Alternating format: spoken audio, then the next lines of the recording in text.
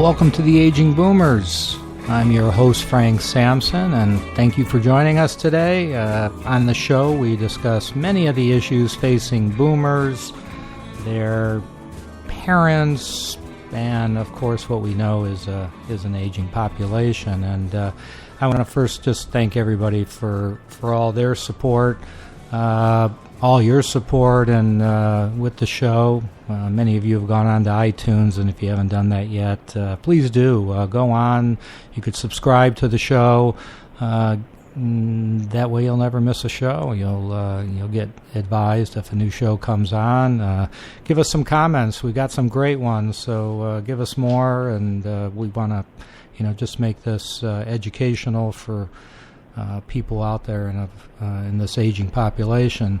Speaking about aging population, our show today is sponsored by Elder Care Resources, USA.com.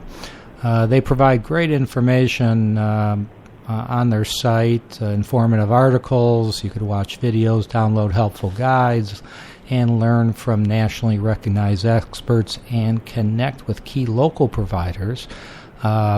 So you could visit eldercareresourcesusa.com. If you happen to be on the West Coast, where we're located, you could also visit the local sites at ecrbayarea.com. That's ECR, like the initials, Elder Care Resources, bayarea.com, ecrlosangeles.com, and ecrsacramento.com. So some great information on those sites, and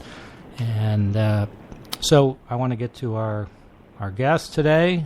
His name is Curtis Petersen. Curtis has been with the Society of Certified Senior Advisors since 2006. As a national account manager, he works with individuals, companies, and other organizations interested in learning more about the CSA, that's Certified Senior Advisor, certification and education programs. He's responsible for managing national accounts throughout the United States and works closely with organizations who value the CSA credential as professional development. He works with all disciplines and industries who are providing products or services to seniors and their families. So Curtis, thanks so much for joining us on the Aging Boomers. Thank you very much for having me, Frank. I'm really happy to be here. Yeah, we're excited to learn more. I mean, I see all the benefits with the certification. I'm a CSA and proud to be one, and I think it's important to educate the public and also people in the industry about this important designation. So let's start out with an important question. What is a CSA? Okay, very good. That's a good place to start. So, Frank, a CSA is an individual who has demonstrated that they have a broad-based knowledge and understanding of the health, financial, and social aspects of aging. And they do this through a rigorous examination process, and that involves taking a certification exam. They are committed to the highest level of service and really doing so in an ethical manner. They're committed to lifelong learning through continuing education and a requirement of recertifying, and that process keeps them current on current issues. They understand all aspects of their clients' lives as well as unique challenges that really the aging process has for these folks. And they also form strong networks and ensuring that the folks they're working with are also competent and really have a unified approach in helping seniors and their families. So our listeners understand, so these are people who are specialists already in their own fields, correct? Yeah, I mean, in general, that is very much true. There are folks that come from just a whole, variety of different backgrounds, disciplines, industries. They usually have expertise in providing a service or a product, and they want to really learn more. They want to see the entire picture of the seniors' lives, the aging process, and just have that, be able to step back, see the whole picture.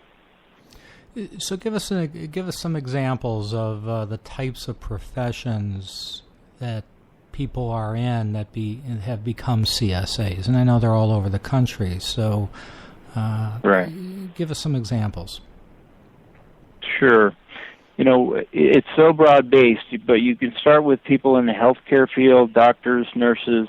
You have folks who are in the geriatric care management business. You have patient advocates.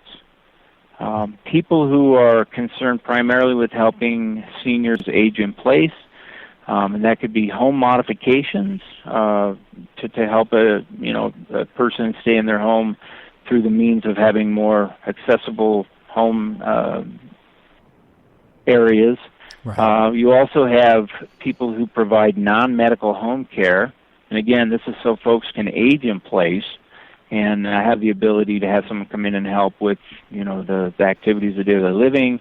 You've got private duty nursing, insurance, financial professionals, people who are doing real estate, clergy, and really just a whole lot more. Reverse mortgage, transition services when folks can no longer stay at home, helping them place them with the placement into perhaps an assisted living facility. And a lot of the folks really get into it, initially from just personal experience with their own families and friends.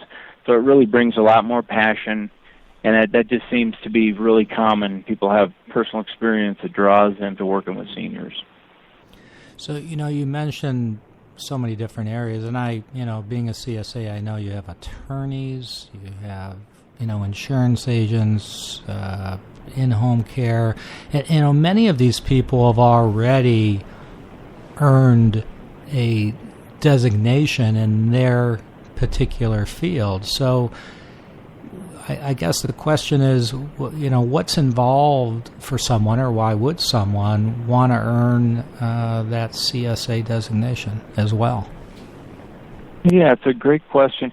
And a lot of times, people focusing on their particular industry or, what services they provide, they will earn designations, go through education programs, but those are primarily focused on just really one particular industry. And I think what's wonderful about CSA is it gives you at least a really good working understanding of really some areas that may not fall within your area of expertise, but it helps you recognize when there may be an issue involved in another area, and you may need to really look at other resources and or referring those folks to a professional in a different discipline. So as far as earning the certification, there's really, like I said, there's an examination process that's important. But really, before you can even start that process, you have to really go through a process of, we vet the professional in that we ask you to disclose felony convictions, investigations, or any sanctions or anything of that nature. We actually do a criminal background check. And then we really have a very stringent CSA code of professional responsibility, and all candidates really have to agree to abide by and uphold that code. And then again, just agreeing to comply with policies and rules of earning and maintaining your certification. So that's kind of a broad overview, really, of what's involved.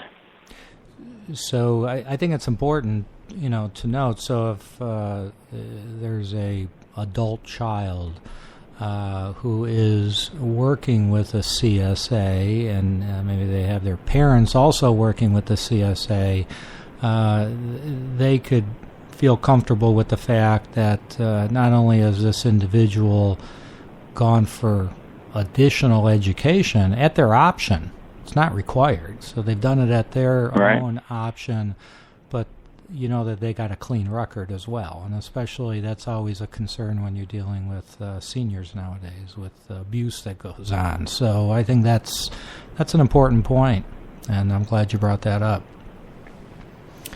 Yeah, no question. And I think, just within your network of professionals, it's nice to know that you have folks to look to for help and or referring people to.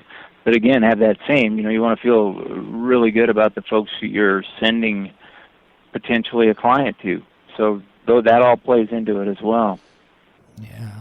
So, I went through the program, so I have a pretty good understanding of what, the courses and what needs to be done. And by the way, I think probably one of the greatest advantages was just like you mentioned, and you just mentioned it briefly, but the whole networking thing. I've met a lot of great people, and that certainly has helped in building my own business and making connections and continuing the education. So I think that's a real important point, and I know that the organization has worked hard to try to get CSAs together on a regular basis as well. But as far as,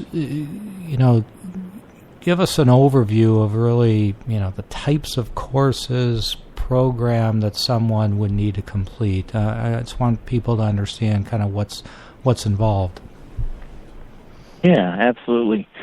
So I guess at the highest level, if you have a professional with an extensive background, somebody who really has either through education experience or other means has that health, financial, and social understanding of issues, somebody in that circumstance, maybe they have a master's in gerontology and just a lot of experience, they might opt to just say, I'm going to try and take this exam.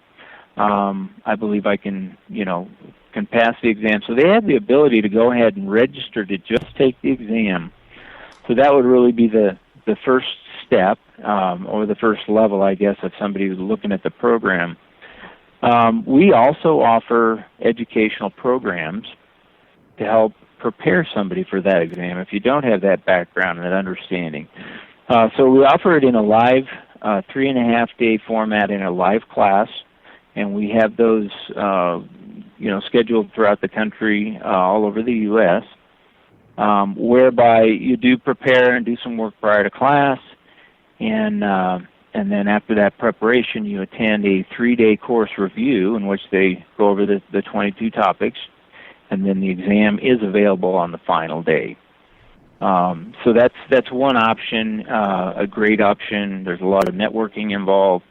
You get to really have that engaging interaction in class with the instructors. But we also have, it's not always easy for people to go to class, so we have the online option. And the great thing about the online option is it does allow you to work on it at somewhat of your own pace, in that, you have 24/7 access. You can view and see the same presentations that they do in a live class, and you still get the same curriculum, the same course material, and really everything about it is identical, and just that you're not watching presentations live, but still have the ability to see the same presentations, and that's just through a video file in our student portal. So that's another great way to go about doing it. When you're prepared, you take an exam at a local testing facility in your city. So those are really the education programs. Both of them include, of course, the textbook, study guide, and workbooks. So you really have a lot of great things to help you prepare.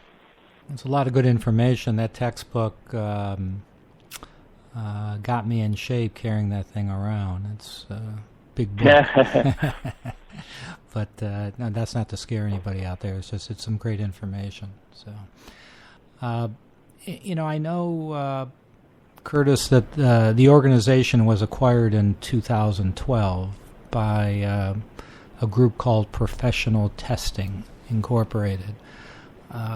I know they have some really prestigious clients. They do work with associations in psychiatry, dentistry, architecture. I mean, just a wide range. Since 2000, I know you've been with the company for a while. So since they acquired the company in 2012, what's your thoughts? And your bosses, I think, probably are listening to this, so you got to be careful. But what's your thoughts on how the organization has benefited from a growth standpoint and overall professionalism from that acquisition, the whole network. I mean, give us kind of your thoughts on what's happened in the past couple of years. Yeah, absolutely. Yeah, there's no question. Their extensive work in developing credentialing programs, like you mentioned, for really a variety of industries, and that includes the construction industry, food and drug, food handling. So it really is all over the place as far as the folks that they work with. But I think some of the most important things that they did, and it was really evident right from the get-go, from our standpoint, that they were really committed to doing things that were going to raise the standards and really make this even a better organization. So obviously their experience in credentialing and also the process of accreditation, I think that was very key for us, as we've been accredited since 2008 through the National Commission for Certifying Agencies, but they're very familiar with the process of ANSI accreditation, and that's American National Standards Institute, and that's really a higher standard. We're in the application process now, and I think thanks to their guidance and understanding of that process, it's going to go very well. So that is it benefits everybody, CSAs, it benefits the society, and it's just a great thing. So that's another accreditation that we're looking at right now and hope to have completed by the end of the year. One of the other things is they are very committed to improving member benefits. And I think they really took a look at what we were doing and some of the areas that they could make some improvements, and they've really done a great job of improving our publications. Our quarterly journal, which at some point in time was only electronic, has come back in the hard copy. The content, the people that are contributing to it, the experts in their respective field, are just top-notch. So those are greatly improved. They also were committed to really not really bringing back, but enhancing and make sure we have a very consistent national conference.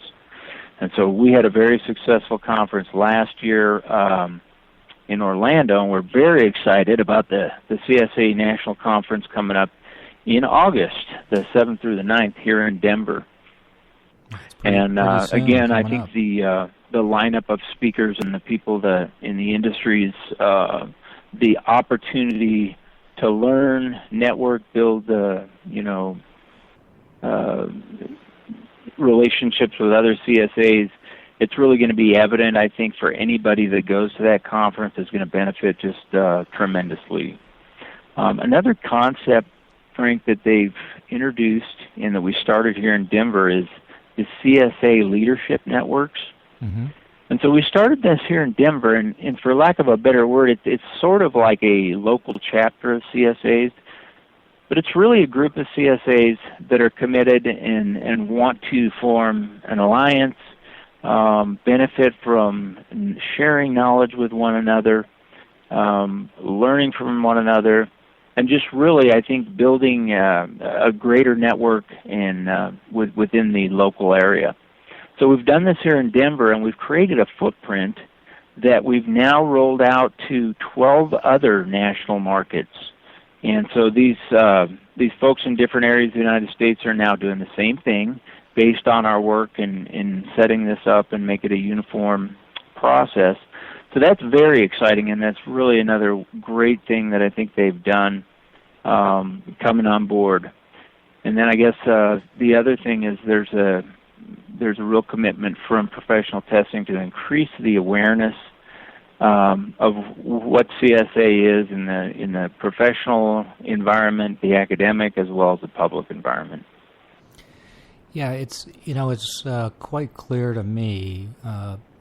This leadership group that you mentioned, I'm actually involved with here in the West Coast, and I'm real excited about it. And to me, I've been involved through the years in different organizations, and even when I was in a different industry. And one of the greatest advantages to being part of a group like this, is networking with your peers and continuing that education. And I think that initiative is great, and I hope that CSAs around the country take advantage of it, because that's where you're really going to benefit by being part of this organization. So, I really, I see the benefit to the CSAs for sure. And of course, there's benefits to the public and making sure that, hoping that they'll, work with CSAs throughout the country. But I do want to talk about, how the organization and, professional testing behind it is working. It's an expensive thing to get the word out to the public, to help educate them on the importance of a CSA and why they should be working with one. So can you tell us a little bit more as far as what the plan is there, or what's going on now regarding that? Yeah, I sure can.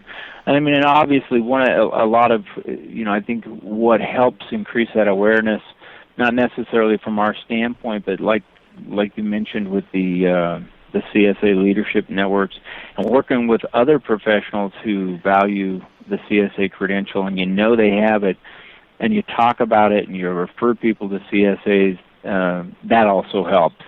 But I guess just to get into what we're doing, we have a very active and ongoing outreach program right now that we're doing to industry, trade associations, chambers of commerce, civic organizations, senior coalitions, area agencies on aging, senior-focused nonprofit charity groups, and then also local gerontology programs. And I think through this outreach, in particular with the civic and the local, type of groups where they're dealing a lot with the public, increasing that awareness is really going to, I think, increase the awareness at the consumer level. In other words, the seniors, their families, people who are looking for resources can become aware of what CSA is, why it's important to work with a CSA professional, and really have a better idea of what resources are available to them out there. So that's really been our big push, and so far I think it's been very useful. And then I guess just really through our the experts in our industry and some of the other programs that we're doing, it's given people the ability to find out about CSA, and then really, we get people call in all the time that are curious, what is the CSA, and this person says they're a CSA. So it really gives them a chance to vet the professional, and so we do provide that information ongoing to people every day. Today, how many CSAs are out there? Are you allowed to reveal that? How many are out there in the country? I'm guessing that, I tell you, I don't know the exact number, but I can tell you since 1977, we've had about 35,000 people who have enrolled and gone through the course. Mm-hmm. The actual number of current CSAs, it obviously fluctuates with some attrition and things like that, but I don't know the exact number. Yeah, well, it's thousands. I know that. So I think absolutely. I think that that's the other thing, is that if everybody kind of does their own local promotion and promoting their designation, that's going to help the whole organization. I know. So that's great. It's great information, and I want to make sure before we sign off here in another couple minutes here. Why don't you tell people how they can find a CSA, as far as, for the general public, what? Yeah. And then actually for those that are listeners who are in the industry, looking to the possibility of becoming a CSA, what are the steps they need to do? So why don't you discuss both? Absolutely. And really, I think it all centers around our website, which is a great resource, not only from the professional standpoint, but also for the consumer. But if a consumer's looking to find a CSA, it's very easy to find somebody in your area through the functionality of finding a CSA on our website. And our website, Frank, is very simple, www.csa.us. And that brings you up to our home page. And within that home page, the Find a CSA locator is very easy to find. It's right there in the first part of our home page. And it allows somebody to actually search their area. You can look at areas of expertise. If you're looking for somebody in elder law, for instance, you can put in a zip code and find professionals within your area. So I think from the consumer standpoint, that's really key, and probably the best way to find a CSA. Also, speaking with other trusted professionals who may, be able to refer you, and asking for a CSA, I think, is another important thing. As far as somebody who might be looking to supplement their background, education, and experience with the CSA credential, again, the website, www.csa.us, just has a wealth of information about the program. It overviews it. It talks about the certification, talks about our education, the training programs, in other words, our accreditation. So it's really kind of a one-stop shop, but really anybody that has questions is also very welcome to contact myself directly. Again, my name is Curtis Petersen. I have a direct dial here, and anybody that has questions is welcome to call me at 888-819-3917. And look forward to any questions or inquiries that come about. Curtis, thank you so much for joining us. It's been very informative to me, and hopefully I think very informative to our listeners. So thanks for joining us on the Aging Boomers. We've had Curtis Petersen, National Account Manager for the Society of Certified Senior Advisors. Check it out. Just go to www.csa.us and learn a lot more about the organization. Thank you all for joining us on the Aging Boomers. You could listen others that you like to have listened to this show, you could just go to our site at agingboomers.com. You could download our free app. Just go on your iPhone or Android phone and just do a search for Aging Boomers, and you could listen to all the shows by doing that, or go to iTunes.